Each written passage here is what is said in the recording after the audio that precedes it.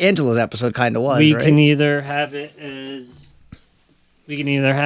just a plug for the book, or you can teach me how to self-publish. That's up to you. I can teach you how to self-publish in less than 5 minutes. That's what I'm saying. Oh yeah. So based on the other episodes, yeah. Yeah. Okay, you'll see. All right. That's one of my goals, by the way, is I like making history, so maybe this will be the shortest episode. I think the shortest one is 45, right? I don't.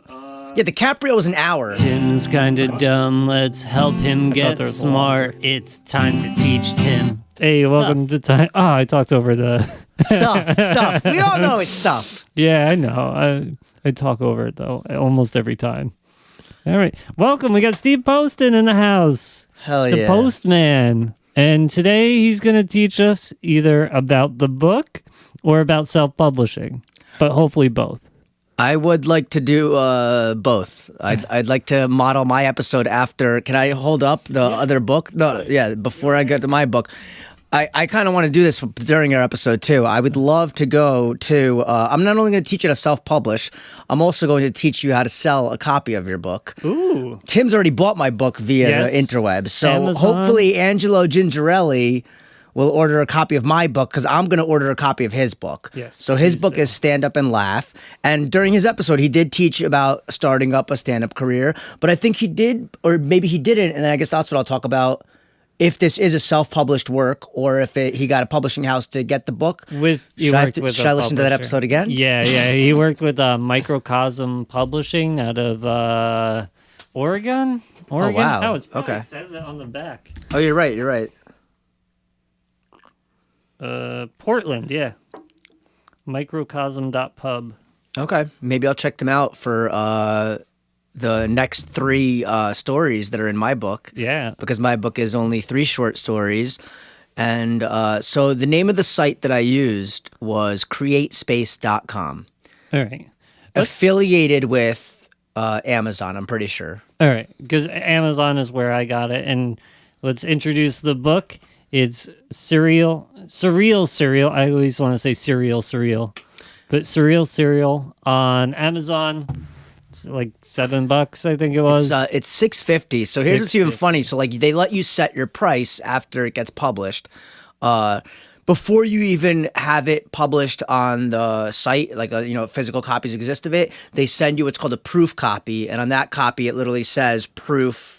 On every page. Not on every page, only on literally one of the pages. So it should be watermarked throughout the whole thing. Anyway, yeah. But what I'm pretty sure of is that I had somebody buy that for like $5 from me. So like in an alternate universe where like I make it big, that's like one of the biggest regrets of my life. Yeah, somebody got their hands on this thing that says proof. But that's actually, I think I do mention it before this book came out, I had to write a coda. So a coda, C-O-D-A, an underrated Led Zeppelin album first. Secondly, a coda for any fellow English majors. This was actually for my major, which some of you might know as masters. So I am a master at creative writing. I do have my master's degree. I got my master's degree from Long Island University. Woo woo! Irony, it was in Brooklyn, Long Island, but they do have a Long Island campus also. Anyway, well, isn't Brooklyn technically Long Island? No, Queens of the boroughs is the closest that you can consider parts of like Queens and Long Island. But Brooklyn and Long Island are. Isn't it? It's on that island though. That is long. No, no way. Is Brooklyn not part of that island? Look, I went to this school for 2 years. I knew it was in the Brooklyn campus. I think I should have looked that up. Yeah, I definitely did know, though, a little ironic that it's called Long Island University. Yeah. But, what's funny is I was driving and then I saw like Nassau or whatever it was, campus, Long Island University. I was like, oh, that's the sister school or whatever you want to call it. Yeah. It's interesting. It's like a franchise of education. It's like multiple locations that have this nomenclature. Yeah. Fancy word, Long Island University. Anyway, so I went to the one in Brooklyn, and I get my degree in creative writing.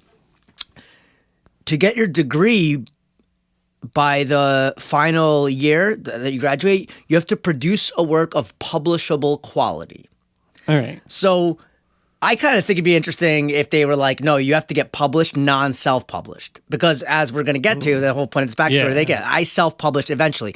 But thesis is what people knew, like unfamiliar with. No matter where you major in, you gotta have a thesis, right? So my project was Surreal Serial. Now, the first ever story that I ever wrote of it, I remember this. I wrote in green pen. Ooh.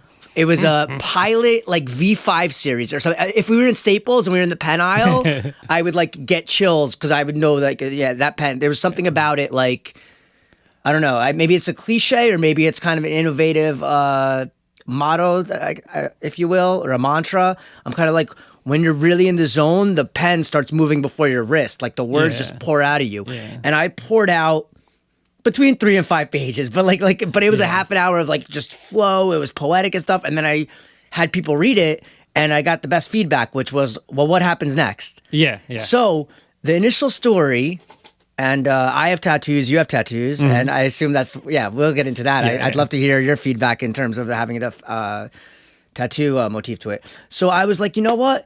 I'm just going to have a guy meets a girl in a tattoo parlor, and like it. By the way, I'm a playwright as well. I've never written this. I'd love this to be a play, even like a 1-act play.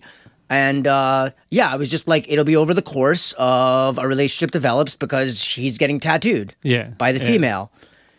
But the whole thing was, when I first wrote it, the guy is okay. Let's So now let's get to excerpts from this. By the way. Oh, I left something in my car, so we could actually pause and come back, and nobody will even know the difference, right? Anyway, I'm going to read the back. Or actually, you know what? Ooh. Yeah, I'd love to have Tim read the back, and then with the listeners, and Angelo, who's going to definitely get a copy of my book, because I'm going to get a copy of his book after the set. You're going to love this when the book arrives. So the front cover, actually, I guess, Tim, I don't know how the camera will pick that up. Yeah, you'll definitely learn. First question, why a spider? I'll get to that part today, too. I think you find that out in this, right? Yeah. Okay. Anyway, so Tim's going to read the back of the book. Yes, which was the first thing that I read. I read this out loud in front of my parents and my sister, and there are sexual overtones here, it was awkward for a moment. All right, here we go. You want it here, don't you? A little lower. Mary stopped at Betty's navel, here, and to the right. Mary stopped at the hip bone. Here, right there. I want to... And it's purposeful sexual overtones, but what you learn, and that actually is in a short story. I'd love to run to my car and get that after. Yeah. But that is an excerpt from a different story of the 6 total stories that make up. Yes, by the way, here we go. You're with the pun master, Postman. Yeah. I wanted to call this, and I ultimately want it to be 9 stories eventually. So I have 6, right? Mm-hmm. And I would want to call it the Kilogy instead of the trilogy. Right. And I bet, by the way, and there's got to be a verb for this. And if there isn't, I would love to make up the word during this episode, because I'm guilty of doing this, and I feel like other people do as well. So it's like, you think that you've had this brainchild, Kilogy, and you think you're the most clever person on the planet. Yep. And then you type in Kilogy and you notice da-da-da-da-da. Yeah. So anyway, by the way, when you brought it back, when you're like, oh, I can't resist the urge to calling it Serial. I definitely had people, the minute they looked it up, they were like, oh, I couldn't find it. And I'm like, what were you typing in? And they were like, Surreal, Cereal. And, well, the dyslexic in me wanted to switch the words. So the other 3 I want to call Surreal Sequel. All right. And then I haven't, and then I think I had one that I kind of started, and I wanted to call that one Femme Fatale, but I wanted that to be like the last 3, but the beauty of it is they're not chronologically in order. Okay, so here's the whole deal with that. To apply for the program at LIU to get your creative writing degree, you have to send in a manuscript, so to speak, like 15 pages of your writing. All right. My fault, I take that back. I thought it was 15 pages. It's got to be 30 pages. So I had, so let's go back. So I had the short story, guy gets tattooed. I'll get a little more details in a little bit. And then at the end of that story, she was like, meet me here later tonight. And then I didn't write part 2 of that yet. All right. Then I finally write part 2 of that. And the original story was going to be called The Fall of Troy. and the pun intended because he's Troy, the fall of him, and then the fall of Troy, the Greek reference. Yeah. But I definitely had people were feeling that was too predictable. Like the fall of Troy, I'm predicting it's going to be about the downfall of this character Troy. Yeah. So I modified it, and let's see actually if that one is even in here. I think when we're introduced to Troy, it's just Troy. It's just Troy. You mean like the stories? No. Okay. By the way, so if I hold up the book, so it's 3 stories. The first story, Betty remembers Mary. okay. Mary, by the way, my mother's name. How dare you slander my mother's name with having her as a tattoo artist of all things. Then look at it. Look.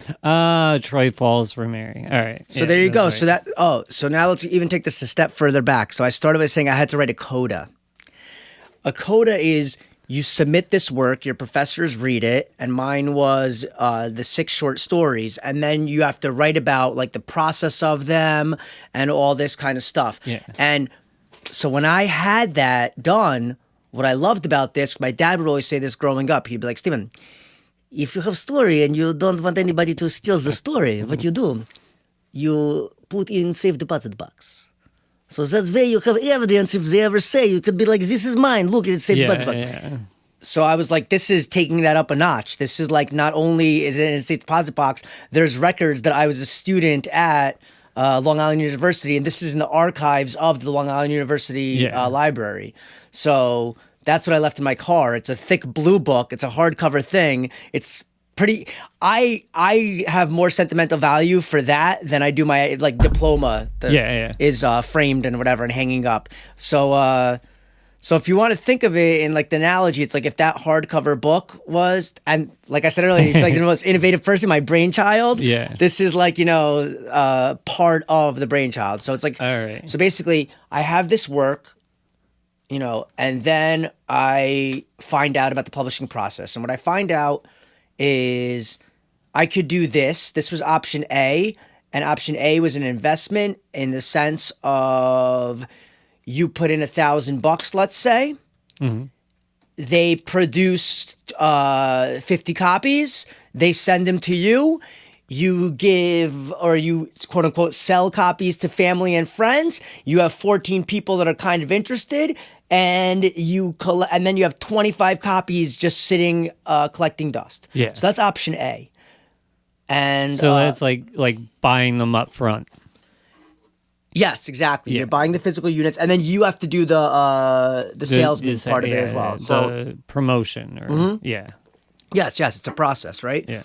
So then there's another option, and then I learned this word. When you apply for a job, you have to write a cover letter. What it's called for, if you have a book, it's not called a letter to the editor. Shit. I don't want to go down a rabbit hole or like deviate, but it's called something. I should know what it's called. It'll come up. I don't even think I ever even. I was too lazy to be like, oh, I don't want to treat this like it's a job interview kind of process. And then I discover option 3. Option 3 is this site that's with Amazon called CreateSpace.com. So how it first started, with, I'll give you 2 other examples besides books in terms of something like you do on yourself, okay? So one example was, you ever been walking through the city and you got these guys coming up to you with a physical unit, a CD? Yeah. Or I don't know if our listeners... Mixtape. Mixtape. So there we go. Anyway, so... Is that cultural appropriate? Did I just cultural appropriate? I can call it a mixtape, right? Why can't you call it a mixtape? No, that's part of the... All right. That's what okay. A mixtape is a physical copy of something that you eventually want to sell.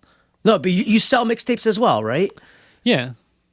So it's like, is it more like because it's like garage produced kind of like, well, like, dude, you know what? I'm on the episode of Time to Teach Tim how to promote a self-published book. I am not on mixtapes, but you know what? I'm going to listen to that episode. I can't wait for somebody who's an expert about mixtapes and the whole origin. I'd love to listen to all about that.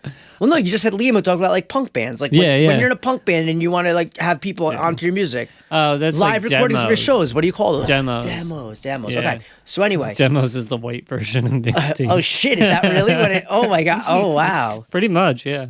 Wow. Okay. Okay. Okay. You said it, not me. It's time to teach Tim. I'm not teaching you about that. I don't know about that. I want to learn with you more about mixtape versus demos.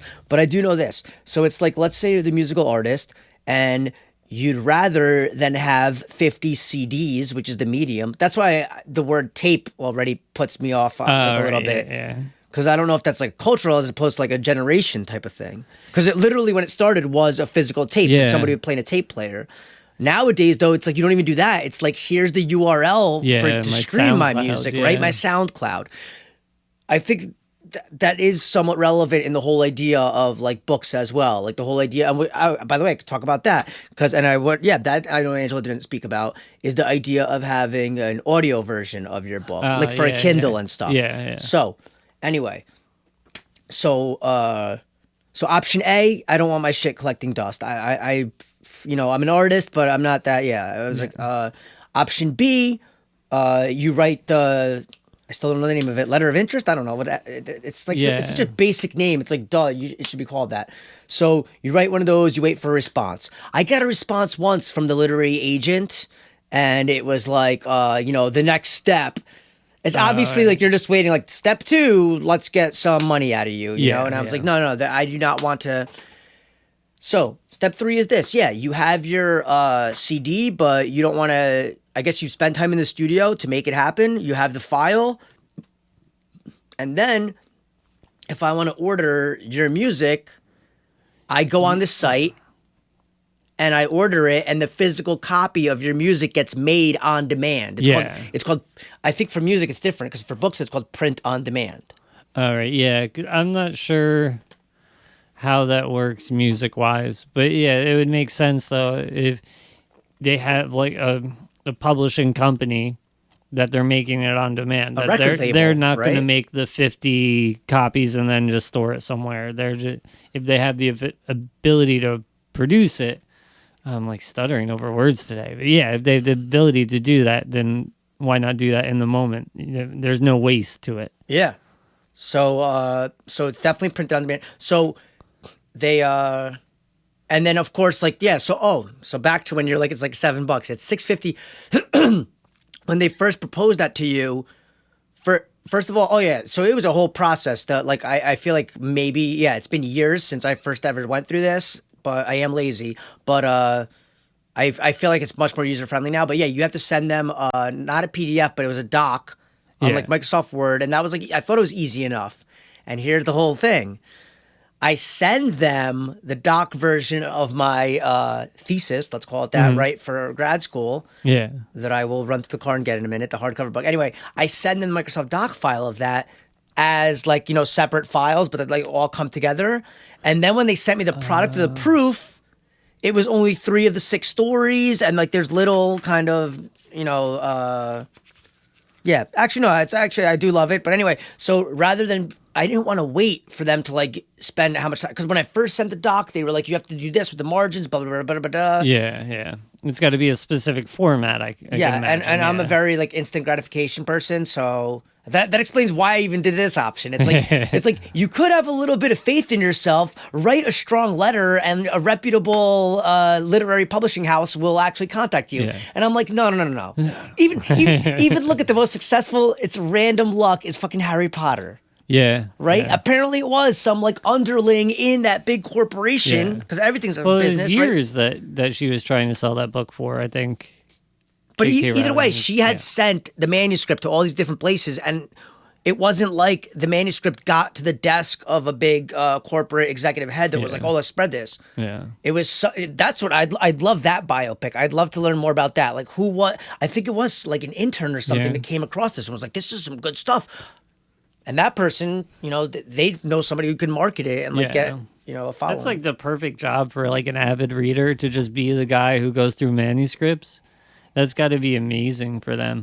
I would do terrible at that job. I got to be honest, it took me like 3 weeks to read your book. But then it took me like 2 hours to get through it. Like it's very easy. Okay, so this is like the writer and the reader and the listener. You literally just said it took me 3 weeks to read the book.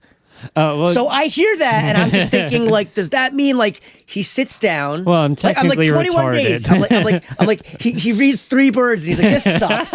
Puts it down. No, Day 2, he's like, then I got up to like 18 words. He's like, but yeah, by day 18 of 3 weeks, I was almost done. And I'm like, dude, what's it? Yeah, no. No, this is the part of time to teach Tim when you learn that Tim's illiterate. Please, someone teach me how to read. No. I think it's just procrastination. You just put it off. No, yeah, it's sat next to my pillow because like where all my books sit next to my pillow. I get in bed, I'm like, I should read. Oh shit. Okay. Yeah. So no, it took me 3 weeks to open it, and then it took me like 2 hours to read. Oh, wow. And you read it all 2 hours at once. Through, yeah. Oh man. Okay. So I that's know, kind it's of cool. good. It's captivating. So okay. So I just want to read. You know what? I'm gonna read the first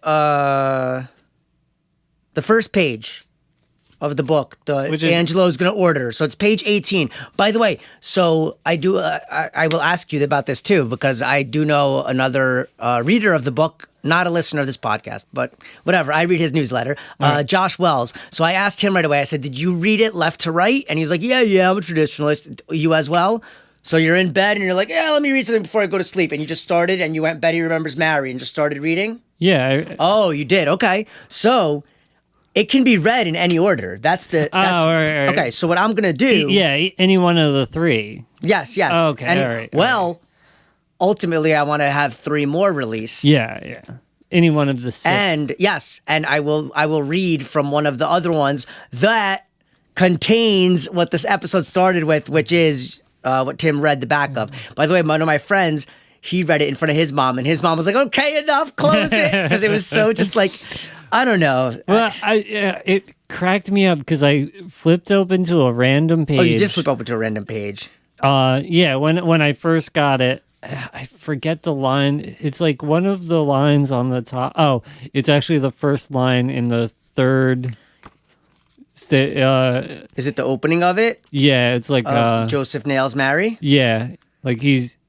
Oh, I write about that. I write about that in my coda. You know what? I would love to read that today. I'm gonna read the coda today. That'll take like not even 2 minutes or whatever. Yeah. And but before I get to that, and I'm gonna run to my car, and we will cheers our coffees while you put this thing on pause. How long has it been, by the way?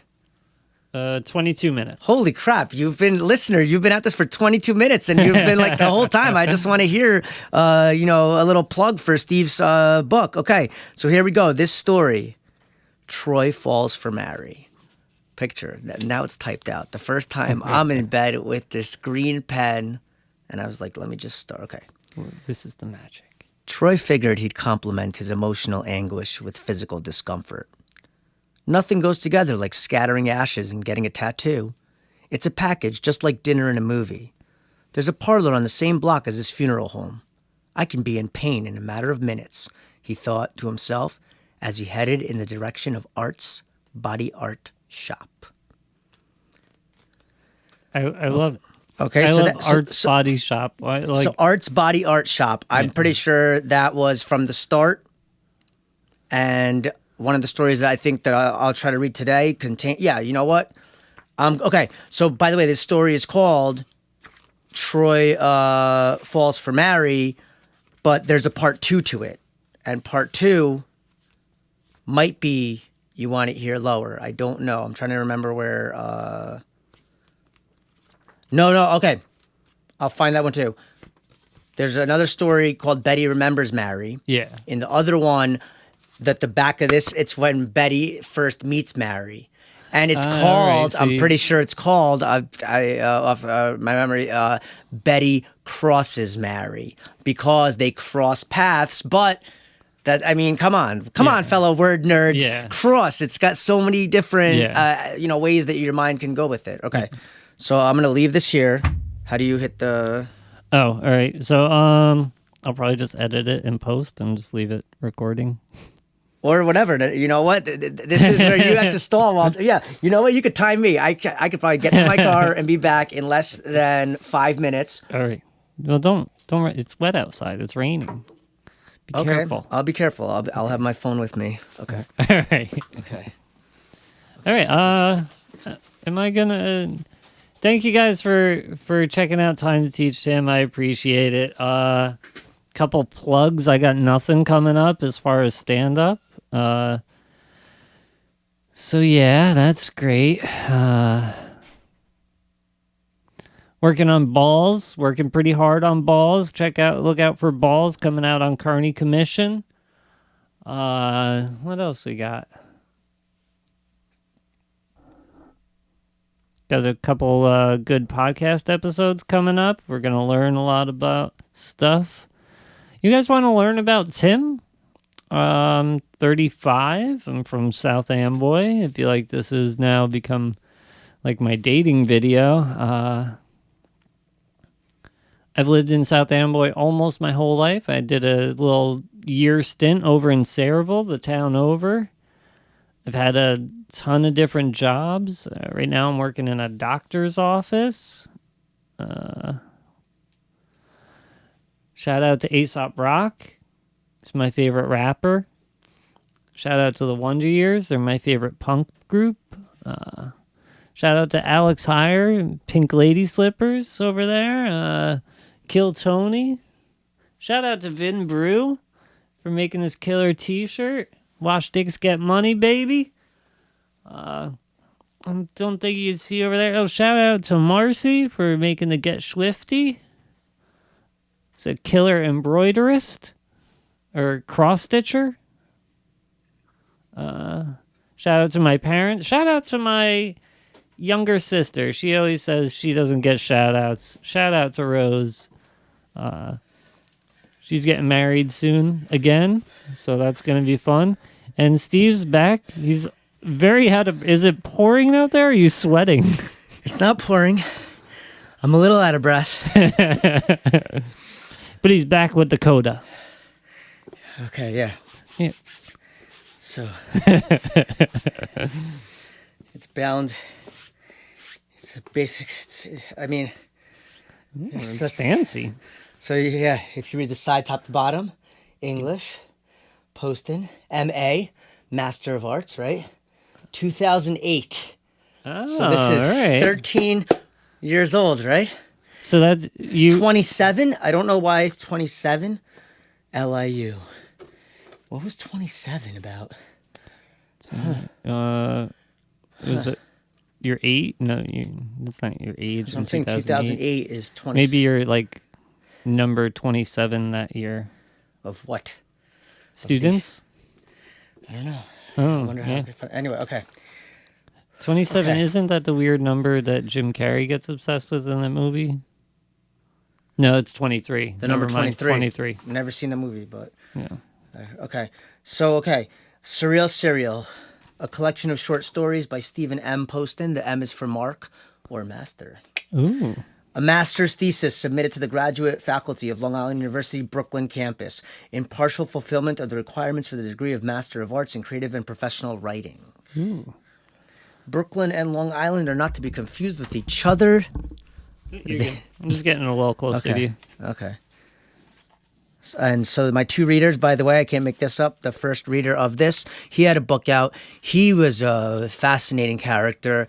He lost his brother. I think he wrote a collection of poetry dedicated to his brother. I'm not going to lie, didn't read either of his works, but his name was John High. Can't make that up. Mm-hmm. So supportive. Like, he loved, discussing this work with me. And Louis Warsh, I had to track him down just to get a signature.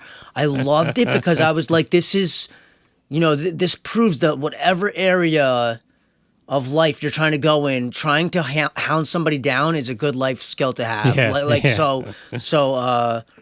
So I ended up getting a copy of his book that I didn't even read one page of, just because he was literally autographing his book. And I was like, no, I don't need you to autograph your book. I need you to autograph my book so that I can get my thesis, so that I can, That's funny. So yes. were you in like line for the autograph line just with your book? with my thesis, which was basically it was in a manila folder. It was like, whatever. It was basically this. Yeah, look at this between these pages. That's funny. I wonder if you can go to like autograph signings and just have people sign like whatever you want. Yeah, your own items.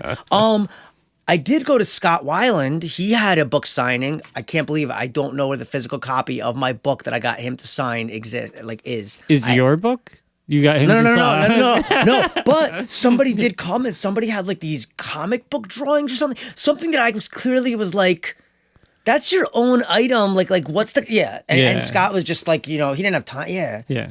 Like part of me respected it. I was like, oh, it's kind of cool. But then another one was like, dude, nobody's here because they want to read about his literary skills. They're like, by the way, decent book, decent. But everyone's like, dude, I want to stand next to a rock star and get him to sign something. So that'd be funny if But that was the whole thing. It was like, dude, come to me with my book because you're buying my thing, and then I'm getting part of the. Okay. So here we go. Coda. Initially, this piece was intended to be a short love story. It was open-ended and revolved around the attraction between two characters. The elements that drove the narrative and developed the plot were dialogue and action. I love writing dialogue. I got to find it somewhere. I entered a contest that was an all-dialogue contest of writing. And I remember my story was Mr. and Mrs. White. And he's cheersing her champagne glasses, and they're snorting coke, and he's and I definitely came up with a lot of white cocaine, analogies throughout it. And I'm pretty sure the last line of dialogue, they down the champagne, and then it's dot. So it's hence open endings. I love them too. So line. Yeah, exactly. Oh yeah, that'd be great. The cocaine thing. So it left its readers dissatisfied because it provoked too many unanswered questions, which, by the way, I'd love to hear from your feedback of this. Was part of you being like, I want to know this, this, and this? Well, so it didn't leave me with questions because of the ordering of the story. I didn't expect there to be a conclusion because in part 3, we're in the past of where we started. So I wasn't like, oh well, how's he gonna wrap this up? We got 2 pages left. I was like, oh, stupid phone. I was like, I know there's not gonna be. So I was expecting more of an emotional kind of conclusion, maybe an answer to why Mary was doing the things. Okay, so let me, because motive is, I think I talk about that. Okay, so therefore what began as a recreational writing exercise underwent a metamorphosis. Troy falls for Mary, so that's what you got to do, which we're not going to read on this episode, all right, was the first story written in this collection. It was initially titled The Fall of Troy, but the double entendre made it too predictable. It started out as green ink put to notebook paper and eventually was transferred to a laptop when I decided to transform it into a manuscript. This called for an addition of over 20 pages simply to meet the 30-page minimum requirement. So, in this coda, we're going over what I was talking about earlier. Okay. The first integral, I don't know if how you pronounce that word. I love the word integral. Yeah. Mandatory, main, okay. Yeah. Literary element that was fortified was the characterization of Troy.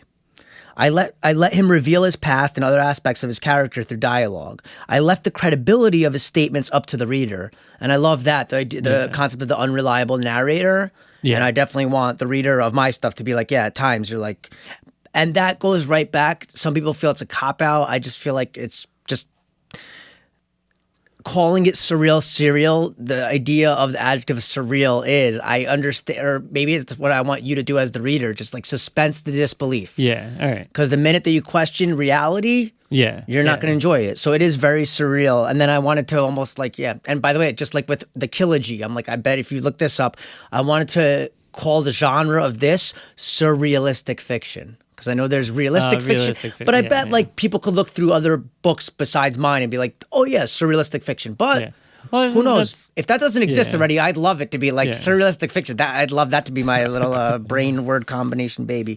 All right, anyway, so I got to write 30 pages, and Troy characterization, and when he's so that's what we're going to get to today. We're going to get to the rest of... It's the Troy Falls for Mary story. Or we might get to... Okay, anyway. So, I left the credibility of his statements up to the reader. He can be perceived as a pathological liar or a divulger of self-incriminating information.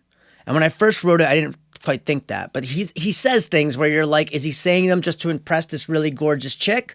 Yeah. Or did he really just go through like what he claims he's been going through? And actually, I did just read the opening lines. He literally is looking for a place. Yeah, he says nothing goes together like scattering ashes and getting a tattoo. Yeah. So he's scattering ashes. So clearly he's not coming from, anyway. So, Yeah. Okay. So I wanted to discuss towards his immoral infidelity to outweigh sympathy for his lonely, remorseful state. In other words, I wanted you to be more like, think of him as a villain because he's cheating on his wife than, oh, poor guy, he lost his wife. Yeah, yeah. And it also is kind of what gives, and people say that like you don't want to root for Mary, but I want the characters to not be likable.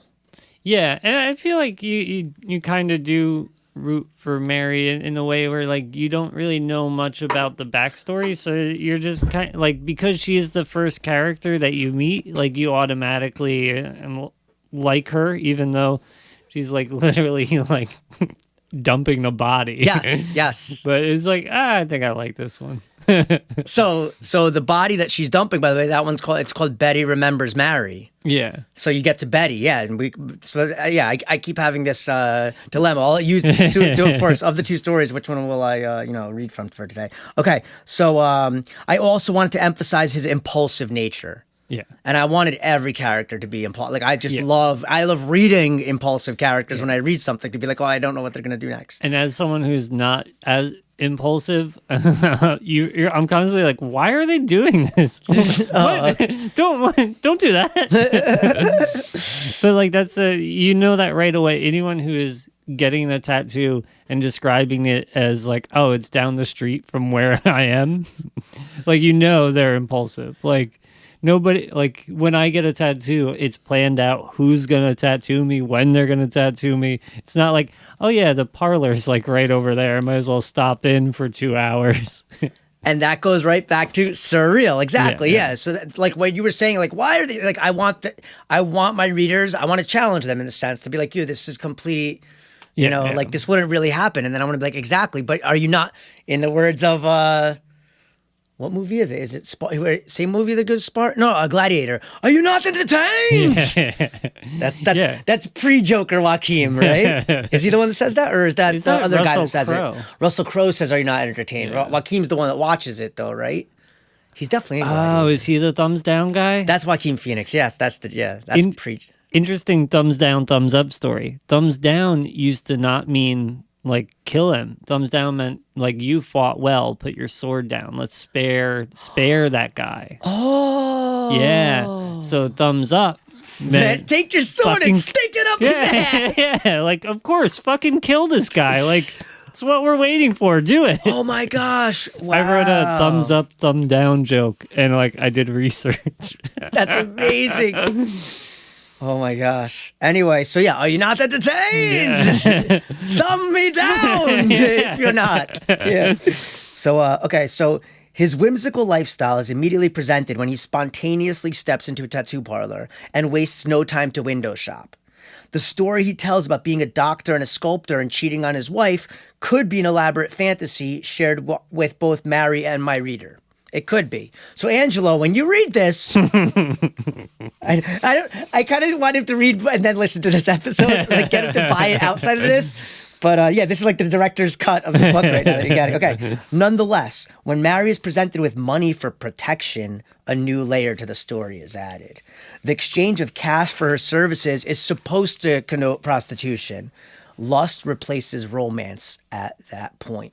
Yeah. You didn't get to any of that where Troy is giving her money and shit. Because the story moves on. The story is meant to be an isolated episode. Insight was gained into Troy's character, and Mary could be dismissed as a cold-blooded killer. Fortunately, Troy's death did not lead to a dismissal of his murderer.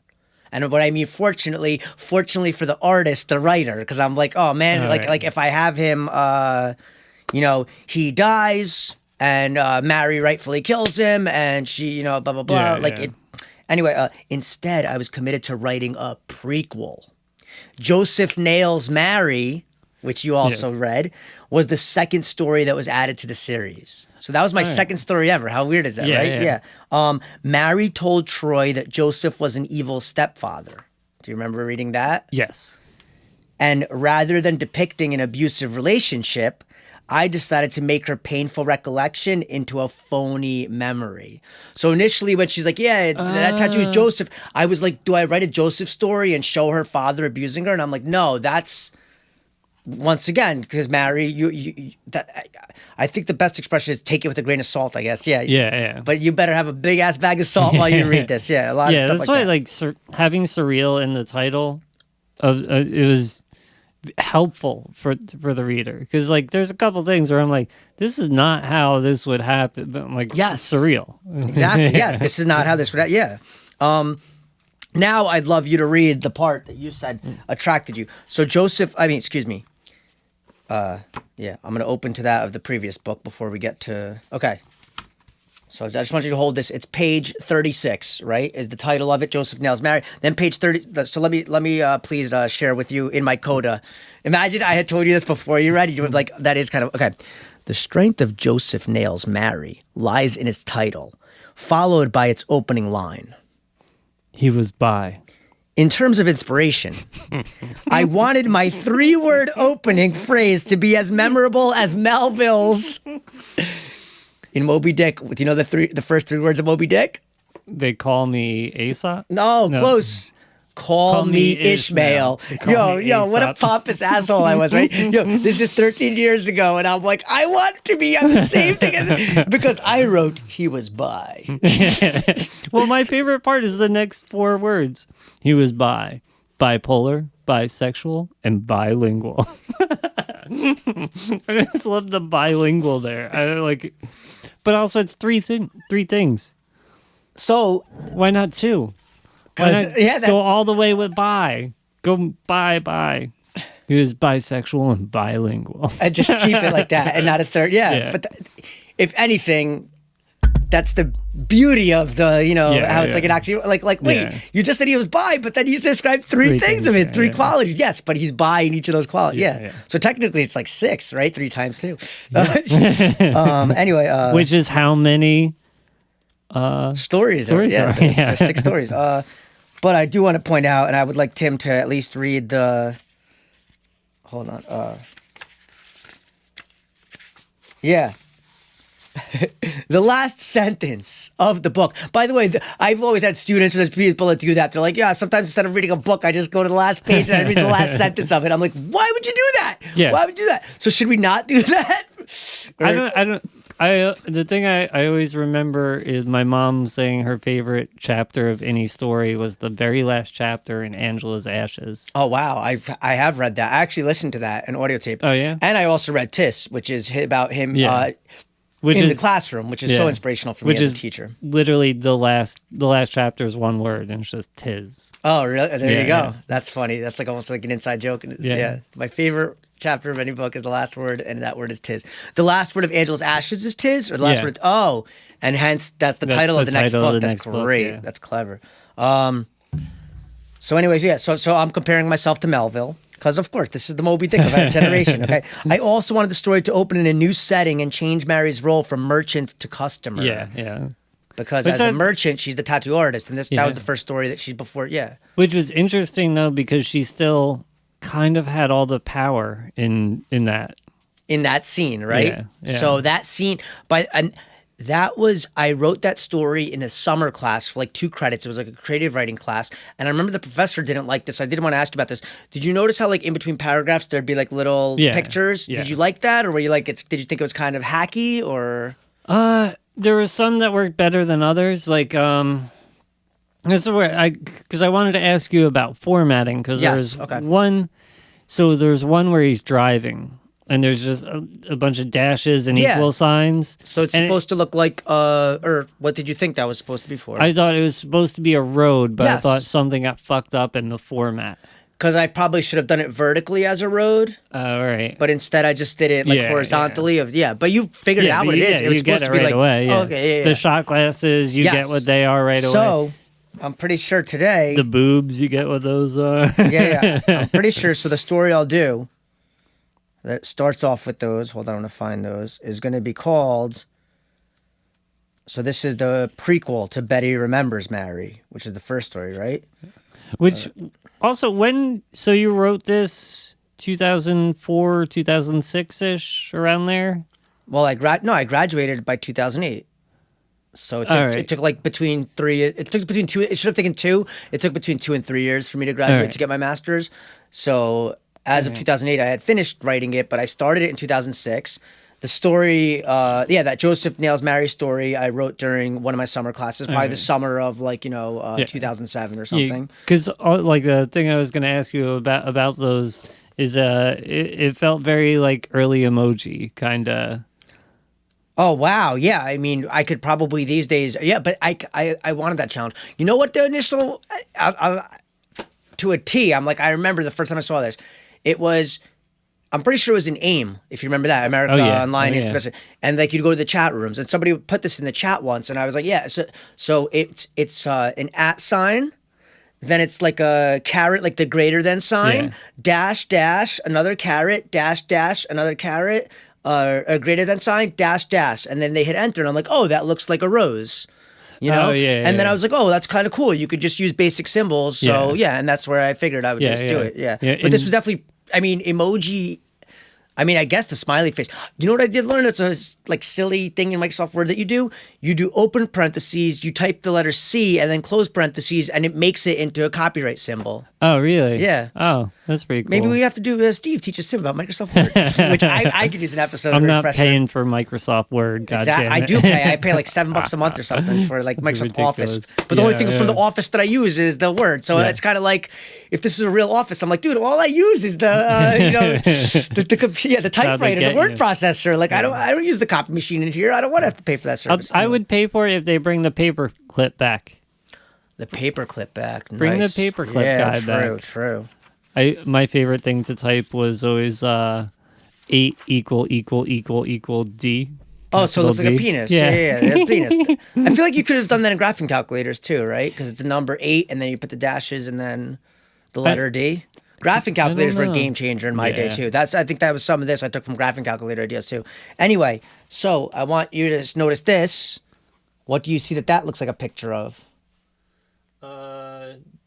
2 glasses, a tent, and 2 limes. Not a tent. Martini.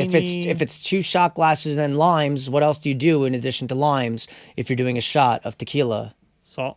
Yep, it's a salt shaker. But I probably could have done anyway. Okay, so this is the story that the line that made uncomfortable. How long are we into the episode, by the way? 47 minutes. Okay, you know what? I'm gonna stop at page 63 when it gets to the back of this book. Okay, right. I'm starting at page 57, so this is about 6 pages. By the way, I did spend a mic once reading a page from Surreal Serial. I brought it up on stage with me, and I read from it, and it kind of got laughs. But like just because what I read from was random and funny. Anyway, so listener, I'm okay. I'm kind of nervous because this is and then maybe that's the next thing I want to do is actually record this and have it as audio files, which I've never gotten into. Make it like a Kindle thing or I guess that's what podcasts kind of are, right? Yeah, kind of. There probably is a podcast out there that does that. It's just a book. It's an audio book, and they just read a chapter per episode. No. I don't know that they put it out in podcast form because they probably want the money for each individual listen. Oh, okay. I got you. Okay. Who knows? Maybe I'll Dickens this shit. I'll put out a paragraph at a time for a nominal fee. You want to read that paragraph? 10 cents per paragraph. Okay. Here we go, listener. Right. This is free of charge. So the story is called, in the format, by the way, every story is a name and then a verb and then marry. I think everyone's married. No, I think one of them might be marry first and then what she does to the person. But, we got, for yours, you got Betty remembers Mary, you got Troy falls for Mary, and you got Joseph nails Mary, which, by the way, come on, nails, and then the fun of that, because he does her, Okay, here we go. Betty crosses Mary. She was a lion tamer in a circus. The lion was the color of a zebra, and its roar was musical. The circus was a piano bar. Along with the lion, there was a lioness. The lioness had a fierce roar that screamed, "I am woman." She proclaimed herself Mary, queen of the jungle. Mary walked towards the lion, and watched the lion tamer tickle the ivories. The lion tamer had proclaimed herself Betty, the piano killer. She made a killing every night. Listener after listener dropped bills into her tip jar, and the circus was a full tent this evening. After Betty brought the concerto to a close, everyone clapped, except for Mary, whose hands were full. And as Tim saw the pictures, her hands are full of... tequila, baby. Okay. She was... And by the way, so Mary is the lioness. Betty is the lion tamer. Okay? So, in this story, they're just different professions? Well, no. That's an analogy. Oh, all right. I'm calling. Okay, so wow. Okay, Yeah, that went right that's over why. my head. Hey, it's surreal. Okay, so get this visual again. She was a lion tamer in a circus. She's not literally a lion tamer, Okay. but the analogy continues. The lion that she's taming was the color of a zebra, which I love because I'm playing with the animal. Get it? So like color of a zebra, it's black and white, and its roar was musical. All right. So she's a lion tamer. The lion is the piano. Yeah. Right? Okay. The circus is a piano bar. So the setting of the story, piano bar. Once again, Mary is a patron, and who she's coming to see is the piano player. Anyway, it's very transactional. I didn't realize that's something I didn't pick up, and everything's transactional. Interesting. In terms of... Well, I mean, everything. You have people coming into the tattoo shop. They're purchasing something from Mary's getting their nails done. She's purchasing something. I guess. But isn't that how, like, encounters pretty much, happen? yeah. I guess our whole lives are just transactions. Yeah. Oh, man. Well, the transaction that's about to take place is... Okay, so Mary, who's the lioness... So, and she says, hear me. I kind of, by the way, I thought that was kind of cheesy. She had a fierce roar that screamed, I am woman, whatever. But that's kind of funny because it's like, do I want to root for her? And in this case, it's like, yeah, woman empowerment. And basically she's going up to this sexy, we don't know how, I would let's continue. Okay. So she was busy carrying 2 shots, a salt shaker, and 2 lime slices towards the piano woman. You know what I like? You look at that picture and you don't know. You're like, wait, is that a tent? What the hell? And then you go, oh, I get what it is. So I actually kind of like that I did that. I'm like noticing that right now. I'm pretty sure I did that purposely where I was like, you have to read to get the... Yeah. You did something else where like you have to keep going to get it. It was when you started disjointing the words in the first story, I think it was. That's it. Because I was reading... remembers Mary or... Maybe it wasn't the first There's story. one where I purposely... invert the words, right? Yeah, because the character is yes kind of that's in this. Yeah. So Don't want to give it away. I gave it to my dad to read, and he goes, Steven, it's pretty good, but on one of the pages you have a lot of spelling errors, and I'm like, let me get and I think, but the line like referring back to it is after, like you have to read through it to get to, this is what's happening. I remember one of my college roommates, when I thought of the line, I texted him and I'm like, what do you think of this? And he's like, what do you mean? And I'm like, is that, like clever for like somebody's experiencing a panic attack? And he's like, he caught the wavelength I was on. So anyway, so she's carrying the shots, right? The piano player grimaced in pain. Pounding the keys all night had exhausted her fingers. Betty was about to reach into her purse for some pills when she was tapped on the wrist by Mary's paw. Okay? For those of you like Tim, at first, no, she's not an actual line, okay? They haven't changed from yet. She's, okay, but she has a paw because she's a lioness. Okay. Yes, that's definitely intentional. The whole idea of catty and cat fight. Yeah. I definitely was not, not thinking of the double entendre right there. Okay. The pianist... Yes, also. I love that word. Okay. The pianist looked at the lioness's affectionate display of green fruit and Mexican liquor and smiled. Mary caressingly tapped the back of the piano player's hand. She smiled and raised her glass. They clanked glasses and Mary delivered a pseudo toast. By the way, I did notice that. I love the word pseudo. I think I use it almost as much as ostensively. Okay. Ostensibly. Okay. Salt, tequila, lime. And then I have ... and there's the shot and the lime again. Before taking a third shot, they poured salt onto one another's wrists and licked it off of each other. Mary lapped up the salt and looked like a cat celebrating over spilled milk. tequila touched tonsils. I have gotten mixed reviews on of my alliteration. My friend Dave, a fellow amazing writer, he's actually co-wrote like one of these with me. It's unreleased. I'd love to release it one day. We were doing a fun exercise. We're going page for page. So I'd send him stuff, and then he kept going with it, and we like together wrote like a 13-page, and it was just, it was so not prolific is not the best word, productive, whatever. Anyway, so he doesn't love like tequila touched tonsils. Well, occasionally, but I think like at another point he was like he got to the point where he was, I don't know. He kind of made it. He felt that it almost makes me look like I'm showing off, whereas it's distracting. I guess is the best word. Where he's like, "I get what you're doing. Yeah, you're good at poetry. Can you just move it?" Yeah. But anyway, I love that line. Tequila touched tonsils. Yeah. Anyway, a drove of drops dove downwards. I mean, come on. First of all, drove as a plural of drops. I had to look that up. I didn't realize that. Yeah. So a drove of drops dove downwards. Okay. Nice. So nice. I appreciate alliteration. Lime licked lips. The line tamer stamped her black knee-high boots on the ground as if she was trying to put out a fire. By the way, very sexy to me, at least. I love women that wear, they call them riding boots even. When they're knee-high. Yeah. Okay. The alcohol burned the back of her throat. Before taking a fourth shot, Mary poured some salt onto her bare shoulder. Neither she nor Betty had spoken since the lioness had purred the words, "Just do what I do. It's a secret remedy." And that, to me, I love or personally what I'm like trying to do is a very cinematic feel to it. Where, because that would only take how long? A minute or two? You come up, you're carrying this, just do what I do. But they're 4 shots deep. So they've continued drinking without an exchange of any words, which obviously, if you want to question it, like, wait a minute, the bartender, nobody came by for another, and I'm like, just surreal, baby. Yeah. Or like, that's my vision. Yeah. In my vision, or like, I'm like, you're picturing woman, sees another woman. Ooh, she's like, and let's get drunk. Okay. Yeah. The lion tamer licked the salt off of Mary's shoulder. So Betty's licking Mary's shoulder. Her tongue glided over skin from left to right. Okay, this for me, by the way, this was my first foray. I love that word. I did this so much, let's call it a 5A. This was my 5A into writing soft erotica, I guess you would call it.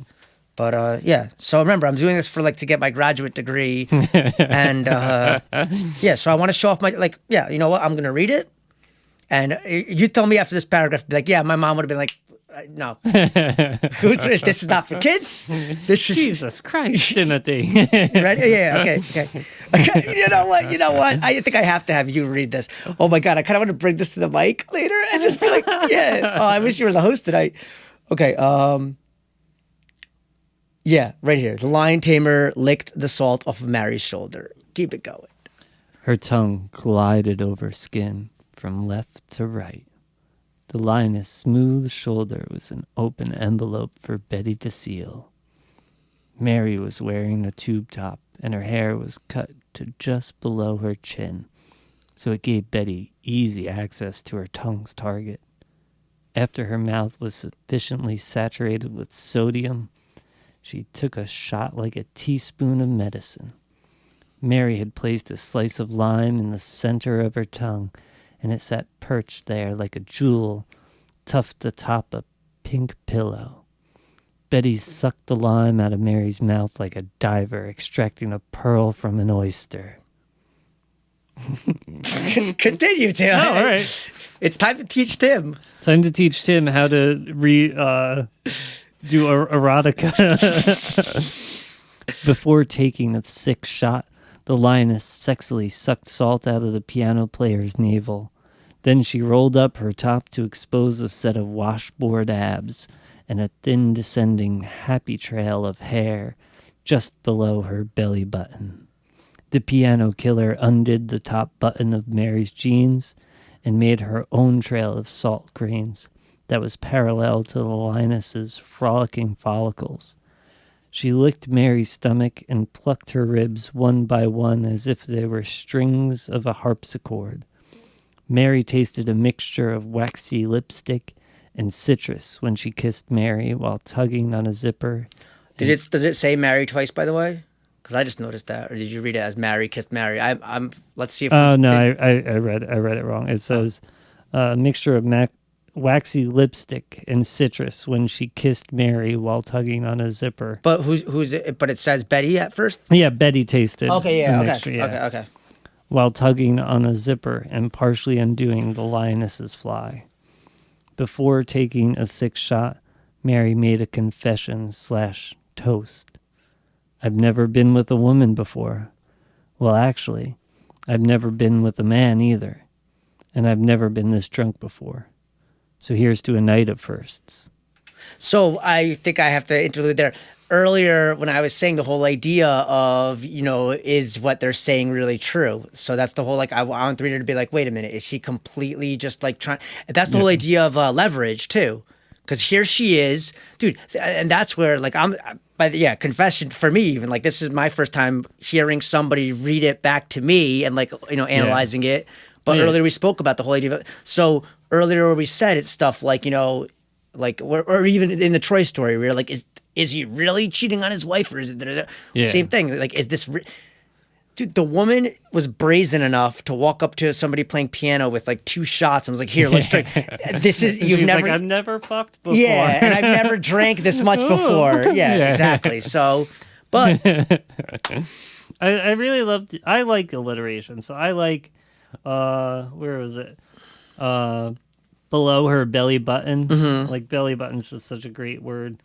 The frolicking follicles. That's not even alliteration. I mean, I guess the FF, but also like the idea of like, that's called near rhyme too. Like, actually, no, that is a rhyme. Frolic and frolic, they rhyme. Yeah. And then suddenly saturated with sodium. Exactly. And I like that because it's like, it's an erotic scene, but right there I used way too many words where I could have just said, she put salt on her tongue. Yeah. Honestly, so I've been sexting a lot. The more words, the better. Girls, like, if you can use adjectives, like, just a shitload of adjectives. But aren't you like that too when you read the stuff? No? I don't really like sexting. I don't know why. What if you received ones that were like this, where instead of like, oh, my pussy's so wet, where she's like, my lavishing lips are thriving for your bodacious bulge. There's alliteration. If she said that, I'd be like, all right, bodacious bulge, you got me. It's over. I'm sorry, I finished. Yep. No, like, it's funny. So, like, in the opposite role, I don't care. Like, just get the words out. But I enjoy writing, like, erotica. I guess sexting is technically erotica. Because remember, by the way, the reason that you're reading this is because you're getting up to this line, which is, or the back of the book. Yeah, let's read it one more time. You want it here, don't you? A little lower. Mary stopped at Betty's navel. Here? And to the right. Mary stopped at a hip bone. Here? Right there. I wanna... Exactly. And now we are with Mary and Betty, and they are drinking, and they're 6 shots deep of tequila, and one of their flies has been unbuttoned or unzipped. Are we? You were unzipped? I think we're unbuttoned. The zipper partially undone. Man, now the teacher in me is like, I could come up with questions to accompany this reading. Like, was it a zipper? Was it a button? And they have to learn how to, like, pick apart the important information. You imagine this story's the SAT story. Well, what do you think Betty meant when she said... Yeah, exactly. All right. The lioness nibbled at Betty's nipple, and her fingers were nimble, as if she was sewing with a needle and thimble. Ooh, that's nice. At this point, her throat was desensitized, and she was indifferent as the alcohol raced past her trachea and into her bloodstream. Taking a 7th shot, they went to the inaptly labeled restroom. For all intents and purposes, it should have been called the ladies' fun station. Snorting and giggling could be heard in the first stall. The splashing of vomit and the comforting words of a friend/nurse could be heard in the middle stall. The 3rd stall was empty and inviting. The acrid smell and dysfunctional lock did not diffuse neither Betty nor Mary's libido. They were turned on and their clothes were coming off. I'm sorry. I'm going to interrupt here because every once in a while, there's a line that reminds me that you wrote. They were turned on and their clothes were coming off. The lioness transformed into a flamingo as she stood on one leg and wrapped the other leg around the piano killer's waist. Their lips locked and locks of hair were made into handlebars as Mary rode Betty. The lioness was soon on all fours and her pants were around her ankles. This is not for children, all right? Family fun reading. My nephew loves the podcast. He can't stop listening. Wow, this one has 3,000 views in one day. What happened? Sorry. All right. She purred in pleasure and clawed at the wall, breaking a few of her nails in the process. They had exchanged neither phone numbers nor names yet, but were busy exchanging body fluids.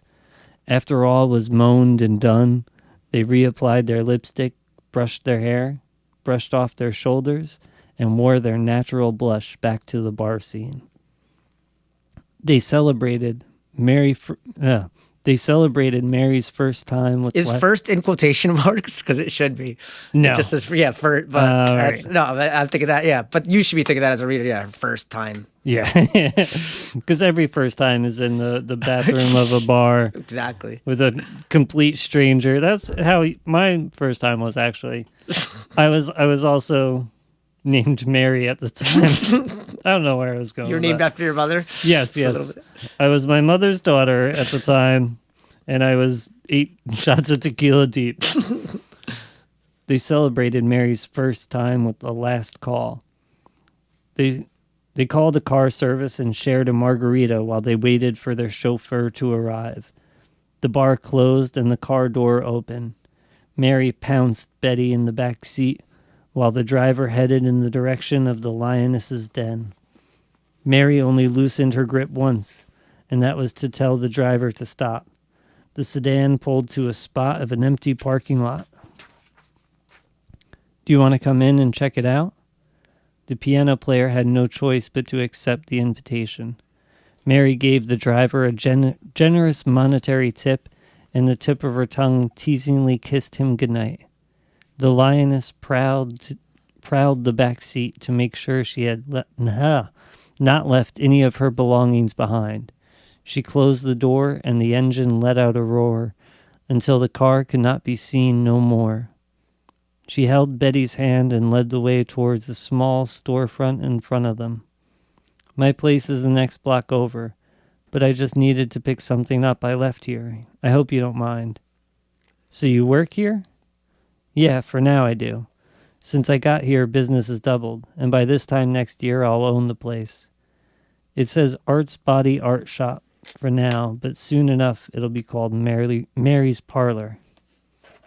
Yeah, I feel the same. I'm sick of taking requests and pulling tips out of jars at the end of the night.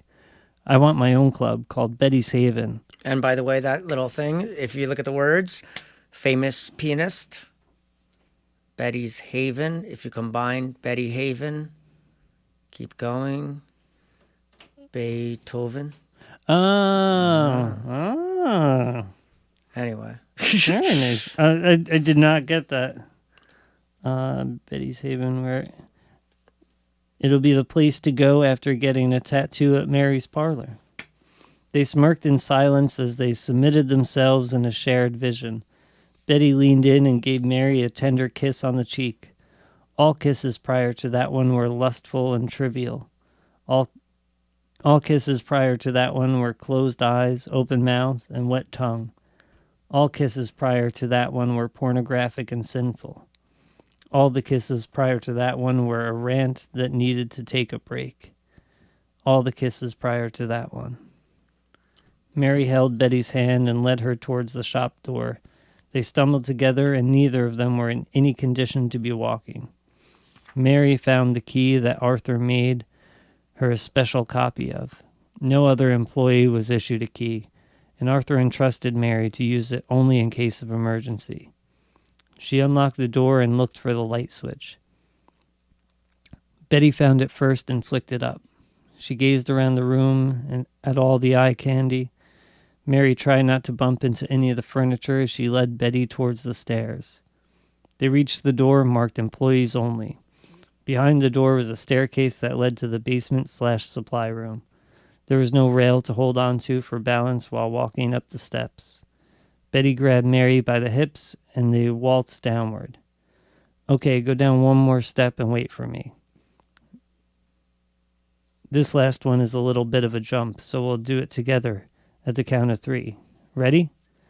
1, 2, 3. They landed gracefully on top of the carpet, and Betty was still holding Mary by the hips. It was pitch black. They knew exactly where the string that turned the lights on was hanging from, but she did not have a free hand that could pull it.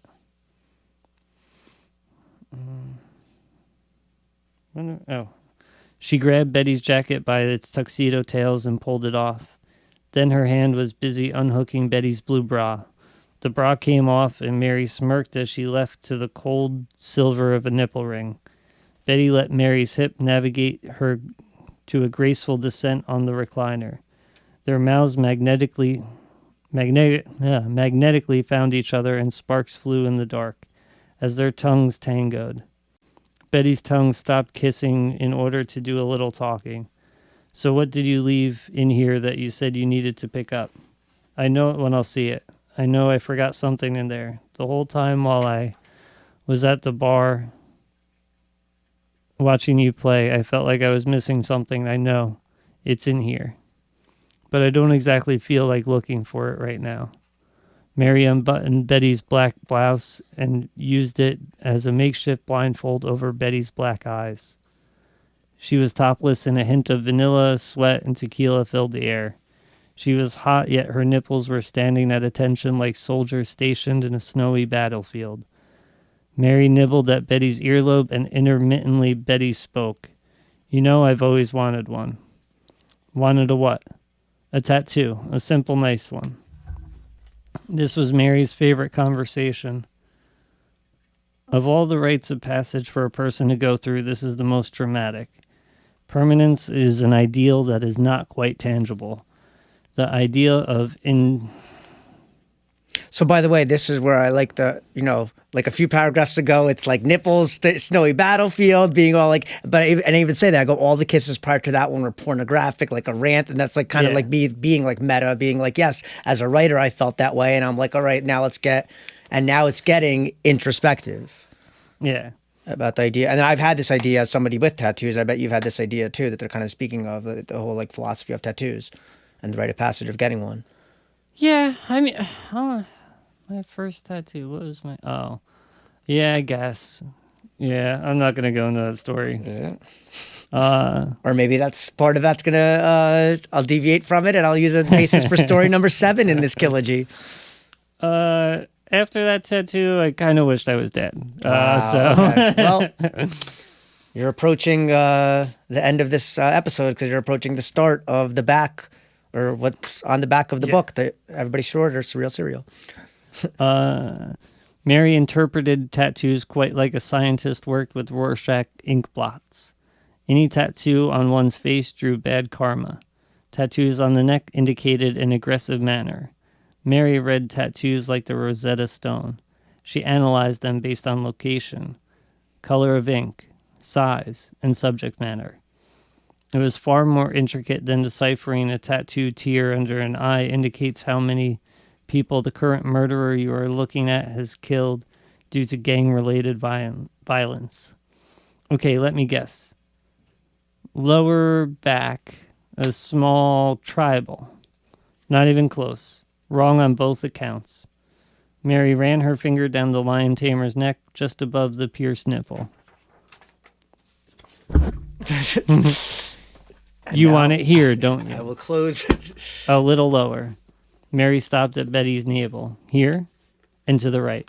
Mary stopped at a hip bone. Here, right there. I want to... There you go. So, what you just read, by the way, was... I'm curious how many even pages you read, but Yeah. Oh, it's ready. And by the way, I think the font changed, and that was like a little unintentional. Or like I think actually the font changes from story to story. Yeah, that was on purpose. In this one, I don't know if in the book I do don't that. think so. In the book, I think the font stays the same throughout all the stories. Yeah. Yeah. So in this copy, I purposely. So you read that was 1, 2, 3, 4, 5. Yeah. 6. Yeah, you read 6 pages. So, and that's why I love it, because I was saying, like for the person that's not really too into reading, I mean, how are you going to stop there? By the way, they're 8 shots deep. They're alone at some place together, and they're getting to like know each other. And she's talking about like where she'd want a tattoo. So it's not quite sexual. I mean, she does it in a sexual manner. You're thinking that, Well, I feel like having sex with someone is kind of like getting a tattoo. It's like I definitely do have that aspect to it, that I feel like I've wanted that to be like, the whole connection between. Yeah. I mean, there's no physical reminder, but there kind of is. Yeah. I can say, I mean, so you have the pain, but there are moments of relief. Yeah. Where you feel like a release, kind of, because the pain has stopped for a momentary thing, and I feel like the release. And you're not thinking, you're completely in the moment, focused on a sensation. Exactly. So that another person is giving you. Oh, and there is a little bit of penetration. There you go. Well, yeah. I mean, I want those all over the text, like as I'm writing it, like all those double entendres. I want to have. That's why the whole erotica thing. Even then, I was like, I'm gonna have. If you notice, still alliteration, just using words instead of just for the body parts themselves. And I just feel like and I didn't go too far. Like that's funny. You said penetration. I didn't say it again. Then she put on a strap on it. That's kind of what I decided. I was like, let me continue with the analogy of the lioness again, and let me just have like animal stuff. And be like, she moaned. Oh, yeah, that was my favorite, by the way. And I heard it now when you go, when all was moaned and done, instead of when all was said and done. Yeah, that was another line. It was like, Posten wrote this. Yes. So I definitely want, if there was an adjective for me as a writer, I definitely want playful to be, even as a comic too, by the way. Yeah. I'd love it that way. Like, and that's why I like the high ground and the low ground of it. Like, that's what I'm saying. Like, I could be playful and have little lines like that. And then I'll follow it up with the whole idea of like permanence and the whole idea of temporary versus, and that is the whole idea behind tattoos. And that's, by the way, if you kept reading, or not in this episode, but I'd love to come back for a future episode. Yeah. So I did want to have the shortest episode, but I think I'm right in the average length, right? Is it an hour in? Yeah, hour 16. Hour 16. All right. So I would recommend to the person who ever listens to it, I think in editing, find out when you start reading from it, because I think that alone could just be an episode of, like a standby episode of time for Tim to read. Yeah. Instead of time to teach Tim. And speaking it's a spin-off podcast. I'm going to also have a spin-off podcast where I know everything. Tim knows Carl everything? give me the idea where I'm just an arrogant prick, and I'm just like, let me tell you something. There's a guy like that. There's a guy that does that on Netflix. He like ruins like Adam ruins everything. Adam ruins everything. Yeah. So that already exists. Yeah. Yeah. Well, but yours could kind of be like, well, or whatever. That's what I don't ruin it. I'll just exactly. Tell it like it is. Tim tells it like it is. Tim tells it like it is. Yeah. Which, by the way, alliteration, time to teach Tim. Oh, love it. I love the alliteration in the title of the show. Yeah, that was really fun. That was You got anything anything to plug? I mean, not really. I know that you have your Scotty's for you guys tomorrow. Yeah, but this is gonna come out after that anyway. Yeah. Yeah, in 2 weeks. Whatever. I don't know how many people. You know what? I'm gonna plug the book is out there. Go to Amazon.com. Amazon.com. If you have, by the way, I can recommend her book too. It's called Becoming. It's a collection of poetry. This girl I met. She's actually a badass. She actually would be outside with the typewriter and be like, for $1, maybe it was she'll do like a I'll write a poem on about the spot about you. Yeah. And she would hustle. She was a hustler though. She'd be out there when it was frigid, and who's to even say? But she'd always get at least a few. Yeah. I read all of Becoming, the book, and she ordered my book too. So once she ordered it, she did a little selfie with mine, and so she asked me. She's like, "How'd you do it?" So createspace.com. That's the great starting entry point. I want to learn more about Angelo's. I'd love to even do consumer reports. I'd love to use them for stories, which from this, it'll be episodes or whatever you want to call them, killisodes. I don't know what to call them yet. 4 through 6, but or 1 through 3. Who knows? Because this is when she first meets Betty. You just read about Betty remembering. Do you have? Are you gonna keep with the disordered? I have not revisited this in terms of as a writing task. I don't like calling it task. That's like, I don't like the connotation. Project, whatever you want to. Yeah. Anyway, I haven't. The last thing that I did was with my friend Dave. My friend Brett. He actually wrote a screenplay based on it, and he's actually done movies that are available at Walmart. What's it called? Redbox? No. Their rental thing? Yeah, I forgot what it's called. I think it's Redbox. Whatever it is. The big red box in front? So he has one of his movies is 90 Feet from Home, which dope. And for any wrestling fans, I know Josh Well, he doesn't listen to this, but anyway, I don't know if you have other listeners that are wrestling fans, but if there are, or I don't know if you're familiar, but Shawn Michaels, he was called the Heartbreak Kid in wrestling. Yeah. Big, like, you even know that name and stuff? Yeah, okay. So he would have a kick to the and he'd call it Sweet Chin Music. It was awesome. Anyway, this is like him doing a serious role.